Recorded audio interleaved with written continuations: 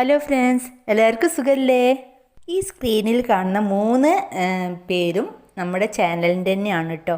ഒന്ന് കൃഷീനെ പറ്റിയിട്ടുള്ളതും, ഒന്ന് നമ്മുടെ ഗാർഡൻ്റെയും, മറ്റേ ചാനൽ പാചകങ്ങളൊക്കെ പറ്റിയിട്ടും യാത്രകളൊക്കെ പറ്റിയിട്ടുള്ള ചാനൽ കൂടിയാണ് കേട്ടോ.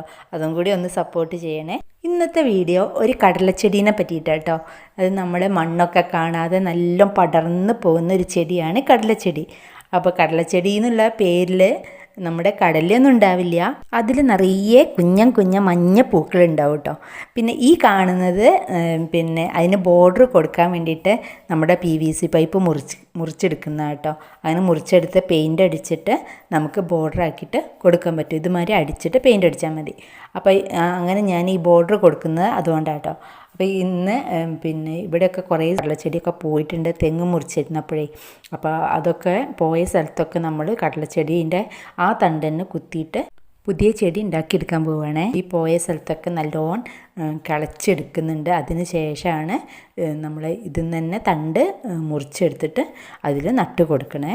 ഈ ചെടി പിടിച്ച് കഴിഞ്ഞിട്ടുണ്ടെങ്കിൽ നമുക്ക് മണ്ണ് കാണാതെ നിലത്ത് നന്നായി പടർന്ന് പിടിക്കും കേട്ടോ. അതിൻ്റെ ഇല കാണാൻ തന്നെ നല്ല ഭംഗിയാണ്.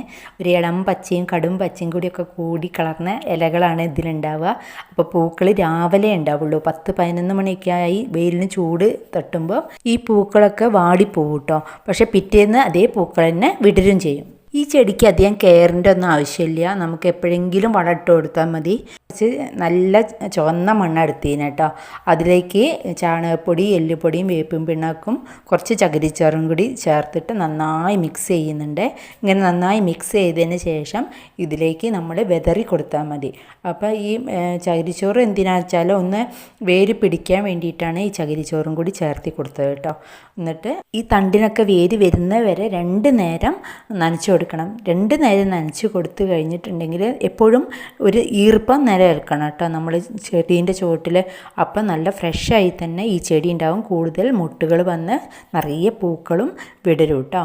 അപ്പോൾ അങ്ങനെ കണ്ടില്ലേ, ഇങ്ങനെ ഒരു ബോർഡർ കൊടുക്കുമ്പോൾ നല്ല ഭംഗിയാണ്. അപ്പോൾ PVC കൊണ്ട് ഞാൻ ഇങ്ങനെ ബോർഡർ കൊടുത്തിട്ട് മഞ്ഞ പെയിൻറ്റ് അടിച്ചു കൊടുത്താൽ കേട്ടോ. അപ്പോൾ അങ്ങനെ വളച്ചൊക്കെ കൊടുത്തു കഴിഞ്ഞിട്ടുണ്ടെങ്കിൽ നമുക്ക് നല്ല ഭംഗിയാവും പൂന്തോട്ടം കാണാൻ വേണ്ടിയിട്ട്. 2 ആഴ്ച സ്ഥിരമായി 2 നേരം നനച്ചൊക്കെ കഴിഞ്ഞപ്പോൾ ഇപ്പം നമ്മുടെ പൂന്തോട്ടം നോക്കി നോക്കൂ. കടലച്ചെടിയൊക്കെ നന്നായി പച്ച പിടിച്ചിട്ട് മഞ്ഞ പൂക്കളായിട്ട് നിറഞ്ഞു നിൽക്കുന്നുണ്ട് കേട്ടോ. അപ്പോൾ വീഡിയോ ഇഷ്ടമായാൽ സപ്പോർട്ട് ചെയ്യാൻ മറക്കരുതേ. താങ്ക്